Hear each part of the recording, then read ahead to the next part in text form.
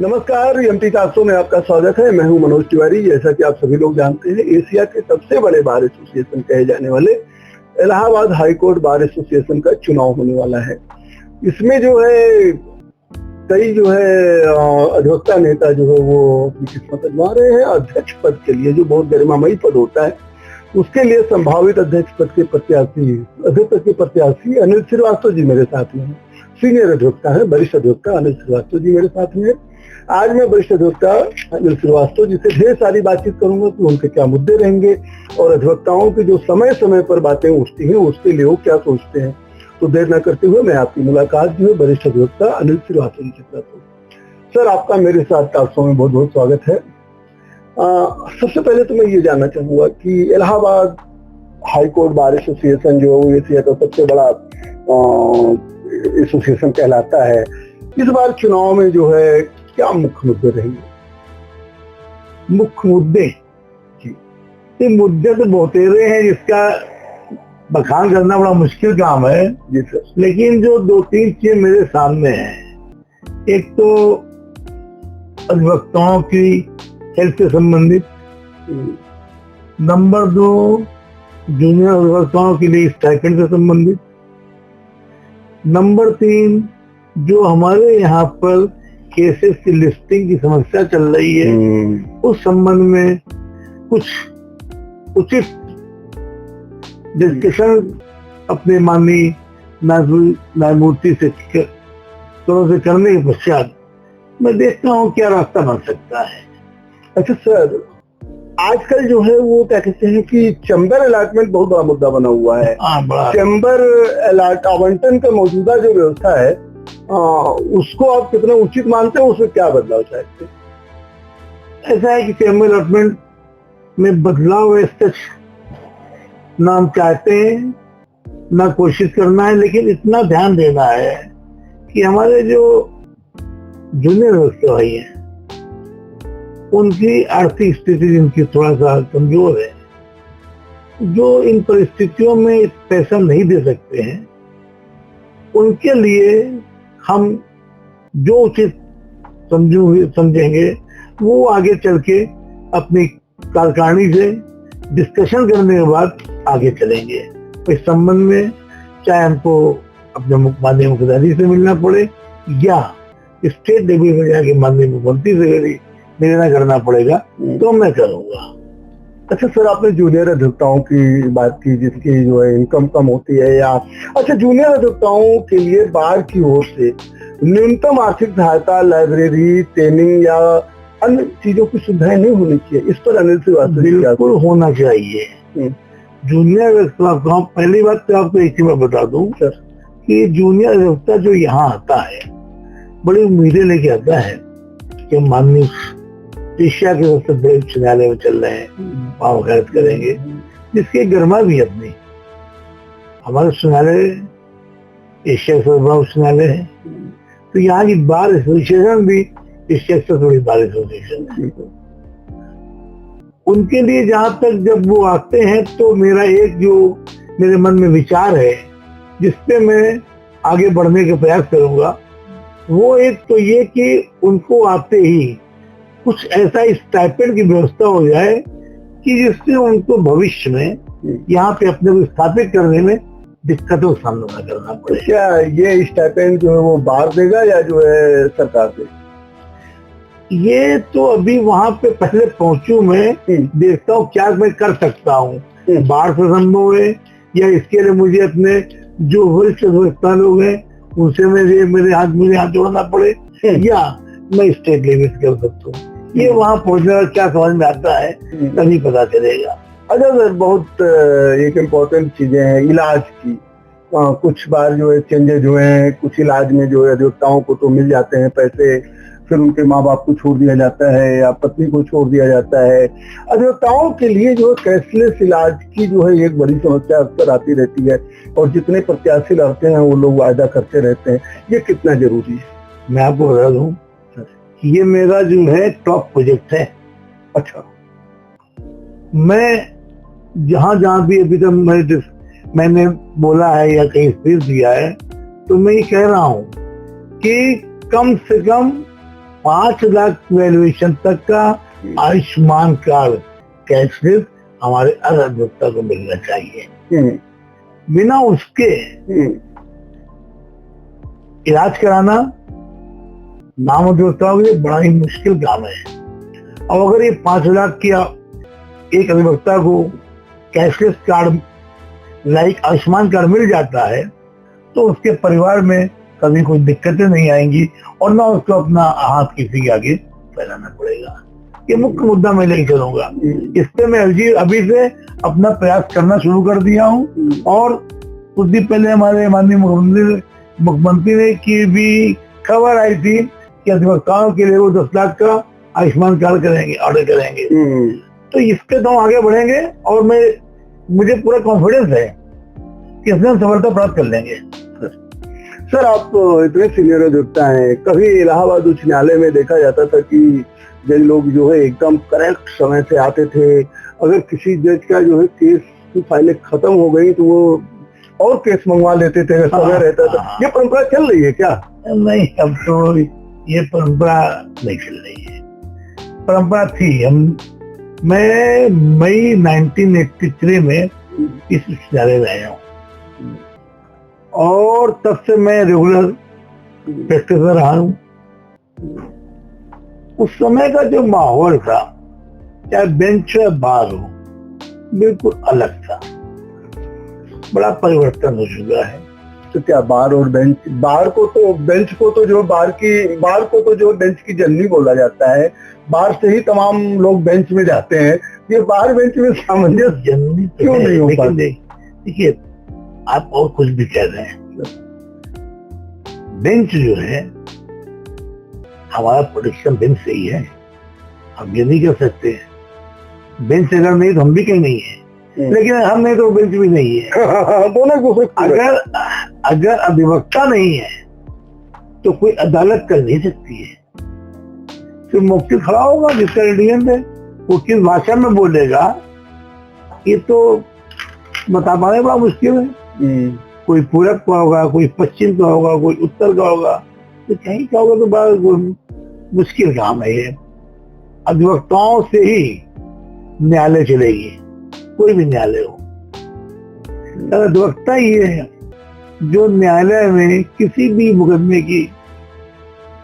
मुकदमे संबंधित तथ्य को कानूनी रूप से प्रस्तुत करता है, जो एक लिटिगेंट नहीं कर सकता है, एक जनरल पब्लिक आदमी नहीं कर सकता है। वो तो अपने खाली बात बताएगा, उसको कानूनी रूप कौन देगा? जो अधिवक्ता होगा। तो बार और बेंच में सामंजस्य आज भी है, ऐसा नहीं आज भी है। कभी कदार कुछ अधिवक्ता भाई हमारे या कुछ माननीय न्यायमूर्ति गलत भी है, तो उसमें कोई ऐसी बात नहीं है। ये सब आपस घर की बातें हैं, वो सब समाना अपने आप हो जाएगी। कोई बात, लोग कहते कास्ट लगा देते हैं, फिर ऐसा कोई कॉस्ट तब लगती है कि आप 3 पिटीशन फाइल कर रहे हैं कोर्ट में और ये तथ्य आप अपने काउंसिल को बता भी नहीं रहे हैं, और वकील ने लिख दिया फर्स्ट पिटीशन, 2 का आपने जिक्र भी नहीं किया, तो ऐसे में उसके कॉस्ट लगनी चाहिए। जो डिपोनेंट है उसको बताना चाहिए भाई हम लोग तो अदालत में उन्हीं तथ्यों को रखते हैं जो हमको लिटिगेंट बताता है, उसमें कानूनी क्या रूप कैसे दे सकते हैं ये हमको देखना है। इसके अलावा हमें क्या करना है? अच्छा सबका ये सही नहीं हो सकता कि जो है बेंच बनने के पहले बार की भी सलाह ली जाए या जजों की नियुक्ति में बार की भी सलाह ली जाए? देखिए, ये जो विषय है गंभीर विषय है, इस पे हम कोई टीका टिप्पणी नहीं करेंगे। हाँ, इतना जरूर कहेंगे कि हमारी बेंच, हमारे बार में जो हमारे अधिवक्ता हैं उनको ये देख लेना चाहिए कि भाई अधिवक्ता जो है उसकी छवि कैसी है, उसकी वर्किंग कैसी है, वो कोई भी अधिवक्ता हो। बस सर, मैं इस पर तो बहुत ढेर सारी बातें करता, आप कानून के विशेषज्ञ भी हैं, बार और बेंच को लेके, जजों के व्यवहार और इन सब को लेके, लेकिन चुनावी मुझे आज बात करनी है। आगे मैं जो आपसे फिर मिलूंगा तो हो सकता है इस पर विस्तार से बात करूं, उनकी नियुक्ति से संबंधित, कोलिजियम से संबंधित और सारी चीजें। मैं ये जानना चाह रहा था कि आजकल अक्सर अभी हाईकोर्ट ने जो है कुछ अधिवक्ताओं के ऊपर केस भी किया है हाईकोर्ट में केस भी हुआ है। क्या कहते हैं कि प्रोफेशनल एथिक्स के खिलाफ कुछ अधिवक्ता काम करते हैं। अगर ऐसी शिकायत जो है आती है तो अनिल श्रीवास्तव जी का क्या स्टैंड होगा, या क्या ऐसा है? ऐसा है, देखिए ऐसा है, अगर कोई अधिवक्ता है ही नहीं जी, और बैंड मान के अपना काम कर रहा है वो, तो उस पे एक्शन होना चाहिए। या कोई ऐसा अधिवक्ता जो इस प्रोफेशन में नहीं है, अधिवक्ता है, एनरोल्ड एडवोकेट है वो बार काउंसिल के, but he not practitioner, but it is not practitioner, regular वो नहीं आता है कोर्ट, चुनाव समय आ जाता है या कभी आ जाए ये तो कोई बात नहीं। और अगर वो अपने को रेगुलर करा के और गलत काम करता है, रियल एस्टेट में इन्वॉल्व है या कोई भी बिजनेस हो सकता है, तो वहां वो वकीलों से बार से उम्मीद ना करे, वो बार बार आगे कुछ करेगी। भाई आप या तो रेगुलर प्रैक्टिशनर होइए आप। सर इसीलिए तो बार एसोसिएशन के लॉज में संशोधन करके जो है कहा गया कि वो वोटिंग करेगा, जो इतने साल तक जो है इतने मुकदमे देगा वो चुनाव लड़ सकता है, जो प्रैक्टिशनर को ही लाने के लिए पहले वाले भूतपूर्व अध्यक्ष श्री राधाकांत ओझा ने किया, अभी भी चुनाव लड़ रहे हाँ लड़ रहे, लेकिन उनका ये निर्णय हमको पसंद है, अच्छा ही निर्णय। उनके निर्णय जो लिए गए थे, आज भी वो प्रत्याशी है, हमारे साथ हैं, हमारे मित्रों ने, वो नहीं है। और तो उनका वो जो निर्णय लिया था, वो संशोधन दिया था, वो बिल्कुल सही संशोधन था, उसमें कोई कमी नहीं है। ठीक है सर, प्रोफेशनल एथिक्स पर बात हो रही थी, जब मैं ला कर रहा था तो उसमें मैंने देखा कि एक आया था कि जो जिस जमीन के डिस्प्यूट के लिए कोई अधिवक्ता किसी का पक्ष रख रहा है तो हम लोग वही जमीन बाई कर लेते हैं, और ये प्रोफेशनल एथिक्स एकदम खिलाफ, बिल्कुल खिलाफ है, गलत है, और ऐसा लोग करते हैं।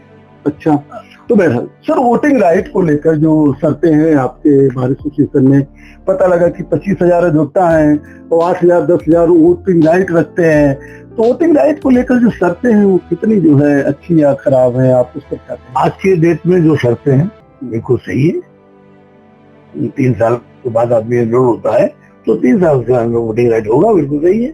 उसमें केस भी है, इसमें केस होने चाहिए, उसके केस है कि नहीं है, 5 केस 3 साल तक अगर ऐसे लोगों को भी जानते हैं कि यहाँ पे एनरोल्ड है, हाईकोर्ट नहीं आते हैं, और कभी हमारे पास आते हैं, भैया नाम डलवा दीजिएगा, कभी किसी नाम डलवा दीजिएगा। आज नाम डलवाने की बात नहीं है, आप सवाल ये करते क्या है?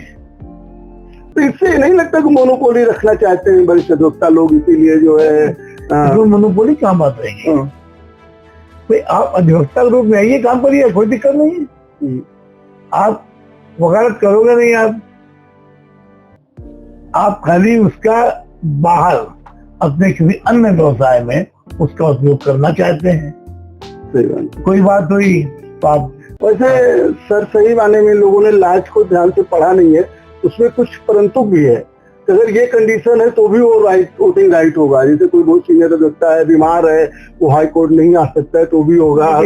सीनियर चैम्बर में अगर कोई लगातार काम इतने सालों से कर रहा है तो भी होगा।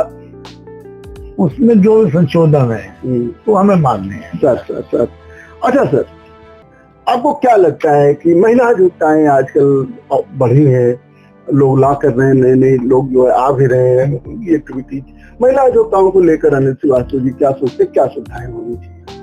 भाई आज इस समय हमारे उच्च न्यायालय में जो महिला अधिवक्ता है और अच्छा काम कर रही हो, बहुत एक से एक पढ़ी लिखी बच्चियां हैं। लेकिन आज तो कोई सीनियर अधिवक्ता महिला नहीं बनता है, रामो देवी के अलावा नहीं हुआ। श्रीमती पूनम श्रीवास्तव थी, अच्छा न्यायालय में हमारे जज के रूप में साथ उन्होंने शपथ ली थी। उसके बाद वो थी, क्या नाम उनका, जो सतपुर जी थी, भारती सतपुर जी, हमारे माननीय उच्च न्यायालय में न्यायमूर्ति हुई। सीनियर के एक एज भी देखी जाती है। अभी देखिए वो एक शायद श्रीमती अनिता त्रिपाठी जी यहीं से सुप्रीम कोर्ट चली गई, इससे फीस बनाई गई। तो जब तक उसने एक एज भी रही नहीं कि कल के 4 दिन वकालत है और उनको शादी ब्याह हो जाता है, फिर तो तमाम चीजें हो जाती है। मैं जब सीनियर कर बना तो मैं 2019 में मुझे डेजिग्नेट किया गया है। सही बात है। अच्छा सर, आपके अनुसार जो है चुनाव जीतने वाले पदाधिकारियों को 100 दिन में जो है क्या 3 बड़े काम करने चाहिए? पहला काम तो आयुष्मान कार्ड, दूसरा काम एक हेल्थ इंश्योरेंस का तैयार कर रहा हूँ, तीसरा काम जूनियर अभियंताओं के लिए इस टाइम में उसमें प्रयास कहाँ तक मैं सफल होऊंगा ये मैं नहीं कह सकता हूँ, लेकिन उसको करने का पूरा प्रयास करूंगा, ये मेरा सोचा हुआ है। सर, आज की तारीख में जैसे आवास की समस्या भी हो जाती है अधिवक्ताओं को, पार्किंग की तो बहरहाल बनने के बावजूद भी पार्किंग की जो है समस्या है, और क्या कहते हैं अस्पताल तो मान लिया आपने बोला ही कि स्वास्थ्य के लिए क्या करेंगे, हाँ पार्किंग और आवास को लेकर के सर आप क्या सोचते हैं? नहीं, आवास के लिए तो मैं अभी मेरे दिमाग में कोई ऐसी बात नहीं, लेकिन आवास के लिए कई बार बातें उठी, मैं एक अधिवक्ता कॉलोनी बनाई जानी चाहिए। हाँ वही, कितनी जमीनें एक्वायर हुई हैं, एक किसी बड़े प्लॉट पर अधिवक्ताओं के लिए कॉलोनी स्टेट गवर्नमेंट को नॉमिनल रेट पे बना के उनको देना चाहिए। और ऐसा कई बार प्रयास भी किया गया है और इसके लिए हम भी प्रयास करेंगे कि एक ऐसा अगर हो जाता है तो आने वाले नए अधिवक्ताओं को या जो यहाँ ऑलरेडी पुराने भी हैं यहाँ भी किराए पर रह रहे हैं। सर, और कुछ लोग किराए देना नहीं चाहते हैं, नहीं देते वो कब्जा कर लेते हैं। उसका कैसे अपने भाइयों के बारे में क्या कहूँ, ऐसा हुआ है कि आज की तारीख में अब जो बच्चे आ रहे हैं तो पढ़े लिखे लोग हैं, उनमें ये बात ही नहीं है। अच्छा, अब किराए पे आदमी कैसे देता है, नहीं तकरीबन 11 महीने का होता है, पर उसको खाली ही करना है। हाँ तो नहीं खाली करना, तमाम रास्ते फिर लोग।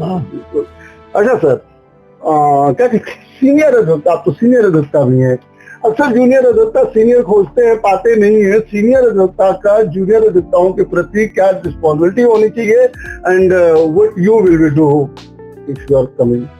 देखिए, सीनियर अधिवक्ता की बहुत बड़ी जिम्मेदारी है कि कोई भी जूनियर अधिवक्ता उसके पास आता है किसी काम में तो उसको प्रॉपर गाइडेंस दे। हमारा छोटा भाई है वो, हमारा बच्चा है वो, अगर उसको हम नहीं गाइड करेंगे, हम कहते हैं उसको 2 लाख फीस लेके आओ, तो वो संभव नहीं है। हमारी एक मानवता के भी नाते कहना चाहिए कि बेटा क्या काम बताओ, कोई बात नहीं, पैसा नहीं है, चलो हम कोई मदद करते हैं, हम अनाज में खड़े होंगे। और मैं स्वयं ये काम करता हूँ। अच्छा, जूनियर अधिवक्ता मेरे पास कोई भी आया तो कभी उससे निराश होकर नहीं है, भरसक प्रयास करता हूँ कि उसकी मदद कर दूं। अच्छा सर, आप जो है बार एसोसिएशन अध्यक्ष पद के प्रत्याशी हैं, मतदाताओं से और अपने अधिवक्ता भाइयों से क्या अपील करना चाहिए? ये अपील करना चाहता हूँ कि भाई हम भी एक प्रत्याशी रूप में आपके सामने खड़े हैं, साफ सुथरी मेरी छवि है, इसमें कोई दो राय नहीं है। अपने सभी अधिवक्ता भाइयों से मैं यही प्रार्थना करूंगा कि उस न्यायालय में अध्यक्ष पद के लिए हमारा चुनाव करें। सर, आज आपने अपने बहुमूल्य समय में से मुझको समय दिया, इसके लिए आपको बहुत बहुत धन्यवाद। जैसा कि आपने देखा, अध्यक्ष पद के प्रत्याशी वरिष्ठ अधिवक्ता अनिल श्रीवास्तव जी मेरे साथ थे। आपका कहना है कि इस बार एसोसिएशन चुनाव में उनका सबसे बड़ा मुद्दा रहेगा अधिवक्ताओं के स्वास्थ्य को लेकर, कैशलेस व्यवस्था और जो है आयुष्मान कार्ड को लेकर। इसके अलावा जो है आप चाहेंगे कि जूनियर अधिवक्ताओं को एक निश्चित आय जो है जरूर निश्चित हो। अब वो कहाँ से होगा उसके लिए भी वो प्रयास करेंगे। मैं फिर आपकी मुलाकात जो है अनिल श्रीवास्तव जी से कराऊंगा और ढेर सारी बातचीत करूंगा। तब तक के लिए दीजिए मुझे इजाजत। देखते रहिए एमटी टॉक शो। बहुत बहुत धन्यवाद।